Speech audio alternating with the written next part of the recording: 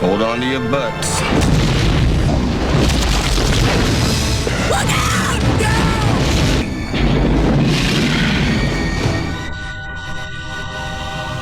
What's good, boys and girls? I'm JB, your mainstream millennial, and I like to talk about movies. Today I'm here to take you down memory lane for a walk in the park that marked the beginning of many an autistic man, myself included, lifelong obsession with dinosaurs, Jurassic Park. When I was a kid, when I was a little boy, I always wanted to be a dinosaur. And one day my dad said, "Bobby, you're 17. It's time to throw childish things aside." And I said, "Okay, Pop." But he didn't really say that. He said, "Stop being a fucking dinosaur and get a job." We've had a really rough run lately of legendary actors dying. It's to the point now where we need to start putting people like Patrick Stewart and Ian McKellen in bubble wrap because we can't be taking any chances. We're not too old for this shit.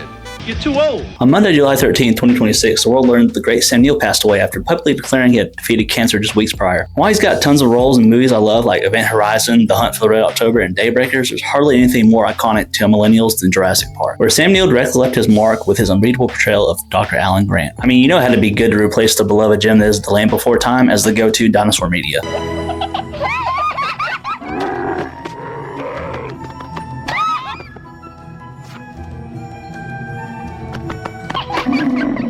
Dear God, it's beautiful. Jurassic Park also marks a unique turn in film history. While it's impossible to call it anything other than a great movie, I don't think it's arguable that its success and innovations with CGI, which was at the time in 1993 a largely untested format for dedicated special effects work, directly led to the modern CGI-laden slop we are inundated with today. Face this!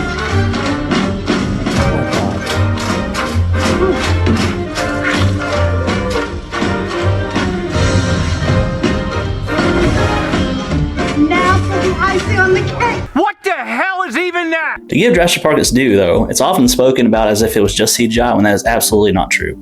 Throughout the entire runtime of the movie, there's only about 15 minutes total devoted to dinosaurs. Of those 15 minutes, only about 6 minutes is straight CGI. The remaining time was done through practical effects with animatronics. To me, this just leads credence to my feelings that the correct way to produce films was always to use practical effects when possible with supplemental CGI when necessary.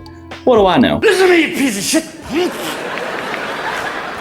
Listen, you do not know shit about fuck, my man. It starts with a shipping container loaded with a raptor being moved by a forklift, supervised with the best character in Jurassic Park, Robert Muldoon. There will be a lot of glazing from Muldoon in this video, mainly based off the book because they knew they had to nerf my boy for this movie, and even then he's still the coolest character. While attempting to let the raptor out of the container into its enclosure, it knocks the opening sideways and is able to grab a worker. I'm pretty sure Muldoon is supposed to be a British colonial African guy, but his response is refreshingly American. Shoot her! Shoot her! Hey, shoot that guy. Can I shoot it?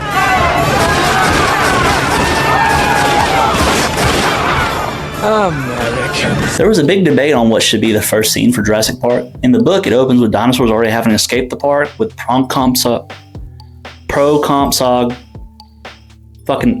compies, these chicken-looking things, sneaking into the Costa Rican orphanage and eating a baby in their crib. Jesus Christ! Obviously, that's a pretty metal thing to do, and they rightly, in my opinion, thought that would be too upsetting for a lot of people, so they scrapped it altogether. To keep the film's opening like the book, it was suggested that the compies should attack the little girl on the beach in a nondescript island vacationing with her parents. That sounds familiar. It's because that suggestion was ultimately used in the sequel, The Lost World, as its opening scene. I guess they decided showing the dinosaurs outside of the confines of the park that early gave away too much, so they ended up going with the raptor attacking an employee to move the plot along in a similar direction.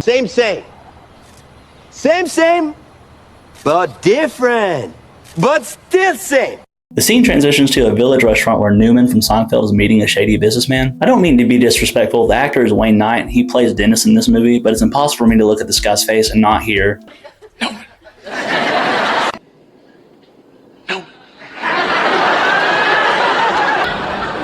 No. Business guy represents another company trying to make dinosaurs and gives Newman a bribe to smuggle out dino embryos in a modified shaving cream bottle. This is important to give Newman, a disgruntled employee, a reason to betray the park later. I don't think they could have picked a better person for the job. Check out his logic here in Seinfeld. What do you do for a living, Newman? I'm a United States postal worker. Aren't those the guys that always go crazy and come back with a gun and shoot everybody? Sometimes. Why is that? Because the mail never stops. Another scene transition takes us to a desert and introduces us to our beloved Dr. Grant, played by the late great Sam Neill, and his wife, Dr. Sadler. This gives us a glance at the idyllic life of two professional paleontologists. His wife gets to spend her day doing what women love to do best, digging up the past, and Dr. Grant gets to terrify a fat kid talking about how a velociraptor would have disemboweled him. Why would he do this, you may ask? Fuck them kids. fuck the kids? A helicopter flies over the dig site and lands nearby. The guy in the helicopter just walks into their trailer without permission. Must be a cop. I'd better call Saul. Hi, I'm Saul Goodman. Did you know that you have rights? The Constitution says you do, and so do I. Dr. Grant runs in to confront him, and turns out it's just a rich person. Even worse, this is our introduction to the eccentric billionaire John Hammond, the creator of Jurassic Park. He makes himself at home, taking a bottle of champagne out of their fridge and popping it for them. He explains to Dr. Grant and Dr. Sattler that he has been the one funding their research and wants them to take a tour of Jurassic Park and sign off on his ideas for the park to give him a leg to stand on while arguing with the lawyers about safety. I guess they don't like it when people keep dying because of you. Stop breaking the law, asshole! They of course don't want to go with them because they work for a living, and in true rich people fashion, he basically forces their cooperation by promising to fully fund their research for 3 more years. Sounds like extortion to me, but it must be nice not to have to play by the same rules as everyone else. Now I was like, well, fuck y'all. Y'all go ahead on, because I don't need y'all anyway. I'm rich, bitch. John Hammond in this movie is a very big departure from his presentation in the novel. While he does share some traits, like his obvious disregard for safety in favor of his desires, he's much more likable and sympathetic in the movie. In the book, he's a bully who thinks he knows better than the experts and wants to open the park no matter what to get a return on his investment. Movie John Hammond is depicted as more of an enthusiast that wants to share the wonders of the dinosaurs with the world. I think most of the differences come down to the fact they chose Richard Attenborough to play him in the movie, whose brother is the nature lover and conservationist David Attenborough that voices pretty much any nature documentary with a British narrator you can think of. So they wanted to show more of a focus on him being an environmentalist rather than just another caricature of a greedy businessman. Hello, I like money. Dr. Grant and Dr. Sattler ride with Mr. Hammond and our other main character, Dr. Ian Malcolm, by helicopter to the island of Isla Nublar, where the park is located, in the hopes that dinosaurs won't be able to swim to the mainland. I can't swim. Spoiler alert, they can. Some of them shown in the movie, in fact, are very famous for having been able to probably swim well, while let details get in the way of telling a good story, right? I'm telling a story! Jeff Goldblum, of course, plays Malcolm, which has defined his career as well. The difference between him and someone like Newman is Jeff Goldblum only knows how to play one role. Jeff Goldblum. You know, I'm a big fan of all you guys. I love the comic books and the records. I know you. You're Pecos. Perfect Tom. Perfect Tommy. I'm sorry. You're Pecos. Nicholas, geez, I don't know. What's that second part of the first part? I don't get it. This is the part where you're plugging me once in the belly, but then you're gonna waste 2 more shots with shattering of the shin shit? See, the Tyrannosaur doesn't obey any set patterns or park schedules. It's the essence of chaos. There's also the lawyer, Donald Gennaro, that accompanies them, but he's not very important in the movie. Kind of fuck him, to be honest, because they make him out to be a coward that's only interested in the money he can make from being associated with the park. Turns out there's a lot of those in this story. How many assholes we got on this ship anyhow? Yo! I knew it. I'm surrounded by assholes. In the book, Donald's just a normal guy. He's a lawyer that has been sent to investigate the park for safety, but when shit hits the fan, he does try to help the others survive in the incident, and several times risks his life to do so. But in the movie, his legacy is being the only other person in our collective memories other than Elvis that we know who has died on the toilet.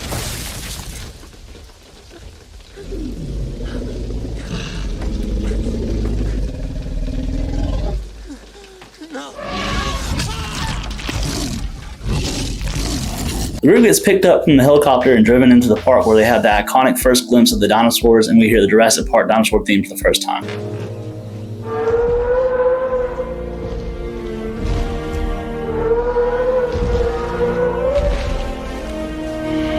How's that for a nostalgia hit? There's almost nothing like it, and I think a lot of that feeling has to do with the incredible score by John Williams. This man is responsible for the soundtracks of Star Wars, Indiana Jones, Home Alone, Harry Potter, and this. How can one man be responsible for the entire sound of our childhood? This is a real human being! What a fucking legend! The group is taken to the Park Visitor Center. There's a line spoken here between Dr. Grant and Sattler where she asks Alan how he feels after seeing the dinosaurs for the first time, and he says they're out of the job, to which Malcolm says, "Don't you mean extinct?" So what are you thinking?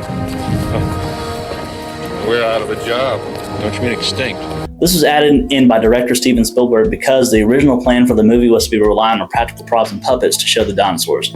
But when the special effects artists first showed off their ability to make complete realistic 3D designs of the T-Rex and other dinosaurs, the practical prop master said, "I think I'm extinct," expecting to be completely replaced after spending hundreds of hours to make scale models. Now, thankfully that didn't happen, but Spielberg thought the same would apply to paleontologists being the premier experts in how dinosaurs looked and behaved.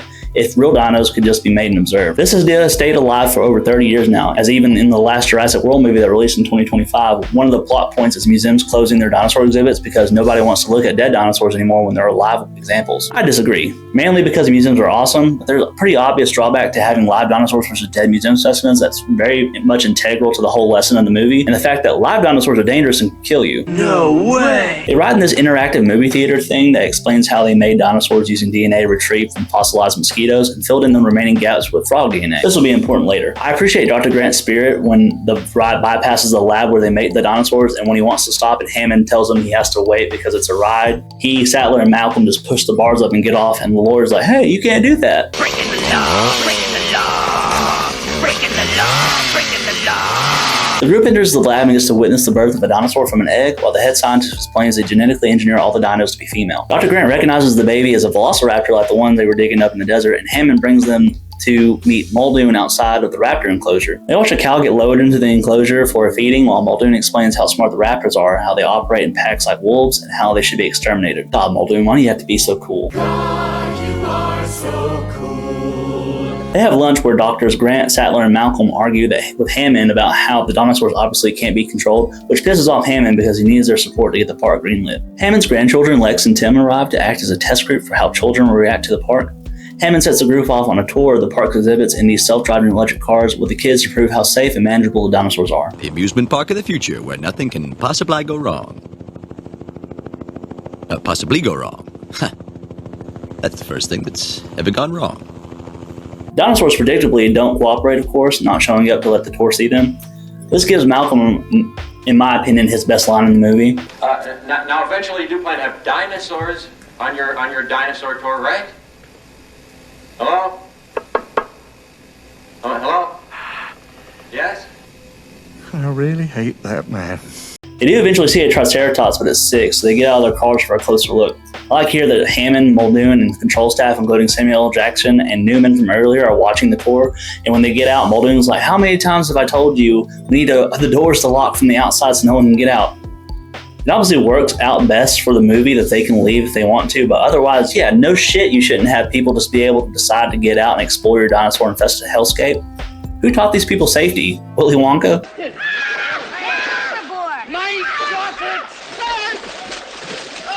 My chocolate! My beautiful chocolate! Don't just stand there, do something! Help. Police. Murder. While they observe the sick Triceratops with the park's veterinarian, the group gets warned about an approaching tropical storm and told to head back. Dr. Sattler decides to stay with the vet while the rest get back in the cars. In the control center, Newman enacts his plan to steal the embryos. He uploads a computer virus from his workstation, meant to disable the park security, and excuses himself. When the power goes out, he steals multiple test tubes and leaves the control center. Problem is, the power disruption also turns off the tour vehicles and the electric fences meant to keep the dinosaurs in. Seems like a bit of an oversight in the grand scheme of things. Not a great plan. Thankfully, it doesn't take long for him to get his comeuppance. Newman drives straight off the road in the rain from the tropical storm and ends up getting killed by a Dilophosaurus.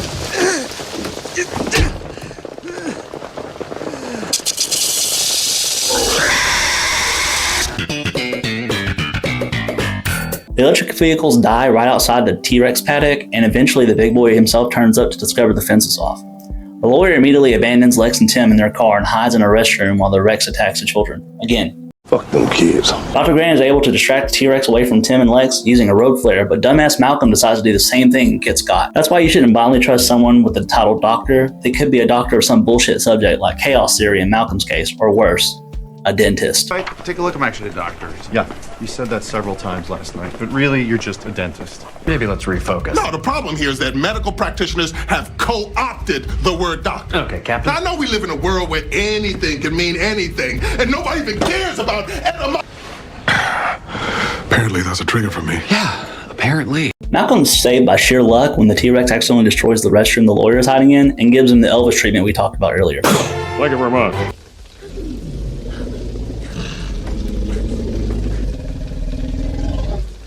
Oh, mama!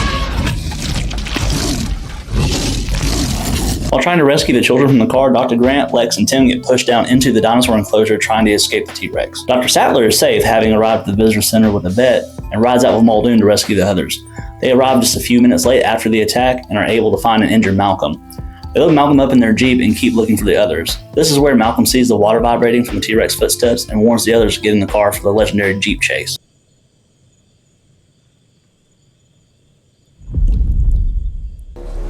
Come on. We gotta get out of here. Gotta get out of here. Now, right now.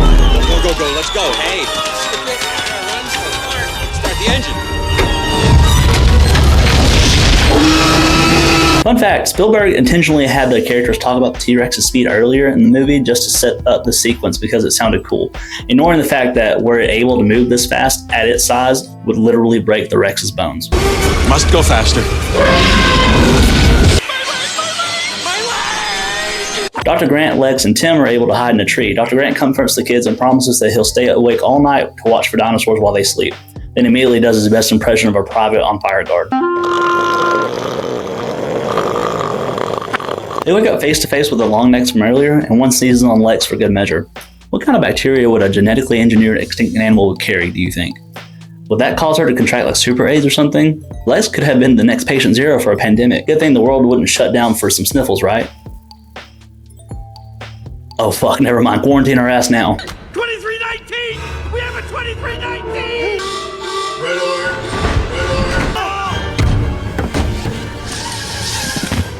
The area clear. Coming through, watch yourself.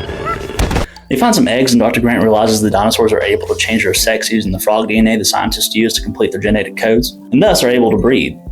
As Malcolm said earlier, that life will not be contained. Life breaks free, it expands to new territories, and it crashes through barriers. Life finds a way. Back in the HQ, Hammond, Muldoon, Dr. Sattler, Malcolm, and Samuel L. Jackson's character, Mr. Arnold, are brainstorming how to restart the park. Mr. Arnold comes up with the ingenious idea that if they just turned the power supply completely off and then restarted, it should reboot all their systems.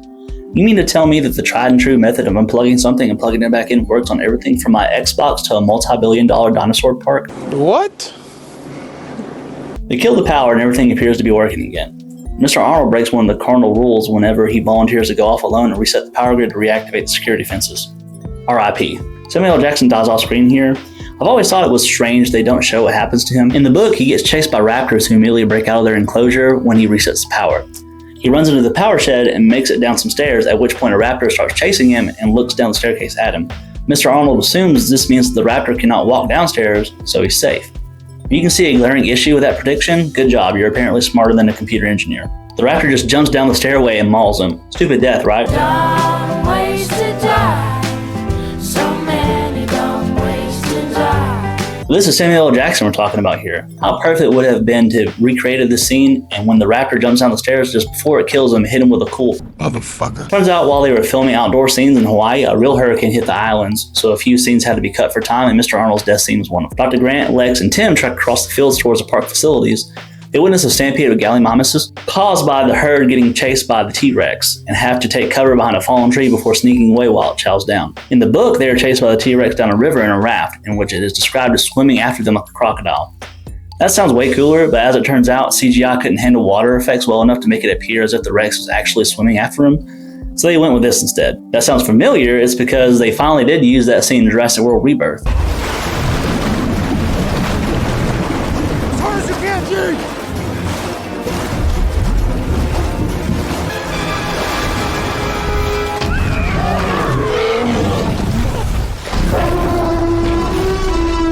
I love seeing these ideas come to fruition after decades of sitting in the wings. If only it was used in a better movie than Jurassic World Rebirth. But it is what it is. It's the biggest piece of dog shit. Everyone in the control room finally starts to wonder where Mr. Arnold is. Oh, he dead. He dead. Dr. Sattler volunteers to go find him at the power shed or restart the power herself. Muldoon agrees to go with her as cover and pulls out a SPOS 12. It's debatable how useful a shotgun would actually be on dinosaurs, but the aura farming is undeniable. Hold up there, Buster. Take this. Alakablam. In the books, Muldoon says the dinosaurs are bulletproof, and Hammond refuses to allow heavy weapons to be kept to deal with them in case of emergency. But Muldoon keeps a rocket launcher anyway because he knows ball and uses it absolutely smokes some raptors. Stop.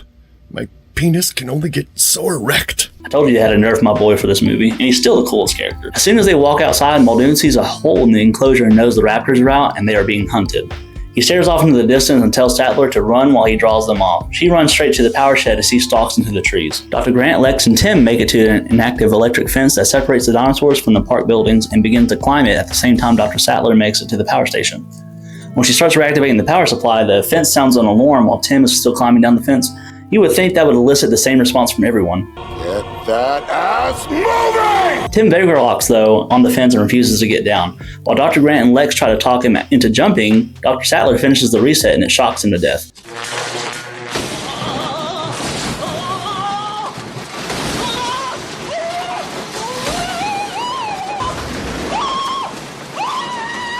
No, I'm just kidding. He's fine. Apparently, the electric fence meant to contain and deter a 10-ton animal is not very effective on a 10-year-old boy. Dr. Sattler celebrates the return of the power, only for the raptor to choose now to make its presence known inside the shed and attacks her. She separates herself from it with a chain link gate and gets a tap on the shoulder from what she thinks is Mr. Arnold, or what's left of him anyway. I wonder if this is where Toy Story got the idea. Oh, Mr. Arnold. What are you trying to pull? Nothing. Dr. Sattler runs out of the shed and back into the woods where she chooses to have a nice little cry out in the open. What are you doing? Run, bitch! Run! He goes back to Muldoon as he sights in on a raptor before being flanked by another off to the side and hits her with the Clever girl. Before being mauled. As iconic as Clever Girl is, I hate Muldoon's death. For one, he survives in the book because of how well prepared and knowledgeable he is on the dinosaurs. He lived in every script but the final one for some reason. I don't know if it was to make up for not having Mr. Arnold's death, or maybe some form of guns are bad, therefore anyone who uses them must die. But either way, Boo, you whore. I could accept it if it was done literally any other way. When he talks about the raptors during the feeding scene earlier, he specifically mentions their tactics of flanking their prey while one draws the attention in the open. What I would have done was let him approach the decoy, spend in time to kill one, and let the others pin him down in the rush, and he can still deliver the Clever Girl line before death. Let me know what you think about that change in the comments. Dr. Grant, Lex, and Tim make it back to the visitor center, and he leaves the kids alone while he regroups the other adults in the command center. Dr. Grant gets one of Muldoon's shotguns and prepares to handle business on what he thinks are just 2 remaining raptors. However, It's just the 2 raptors, right? You sure the third one's contained? Yes. Unless they figured out how to open doors.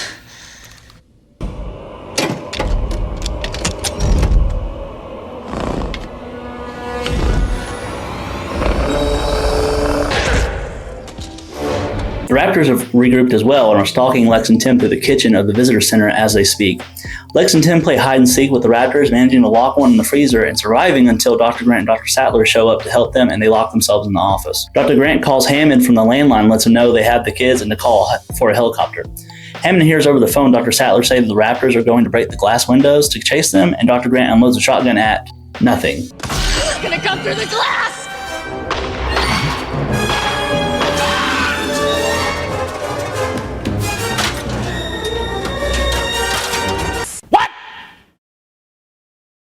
I guess the shotgun was too much of a power-up, so they had to make sure that he actually couldn't use it. Fuck, I hate that kind of logic in movies. They climb out of the air vents and make it to the atrium where they are cornered by the last 2 raptors. As the raptors close in and all hope seems lost, the T-Rex barges through the doors and starts fighting with the raptors.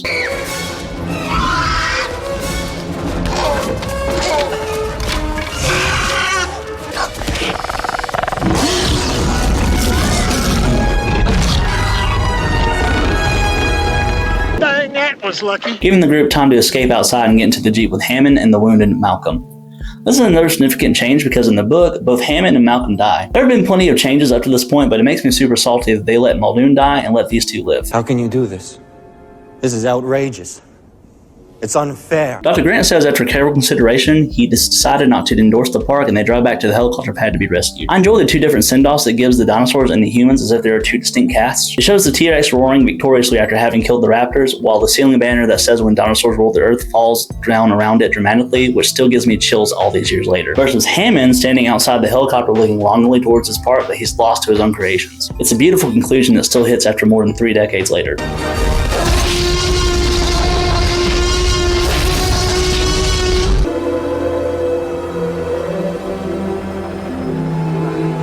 And that's Jurassic Park. It's still just as amazing as it was all those years ago, and it makes me sad to know that Sam Neill is gone now after playing such an integral role in creating that legacy. I realized after the last video I forgot to give Oh Brother Where Art Thou a rating, which I would say that movie is like a 9 out of 10. It only feels right to acknowledge Jurassic Park as the masterpiece that it is by giving it my first 10 out of 10. I enjoyed my walk back through the park, and I thank you for joining me. Please like or dislike this video and comment what you think, as your interaction will help get this video out there, and any feedback is appreciated.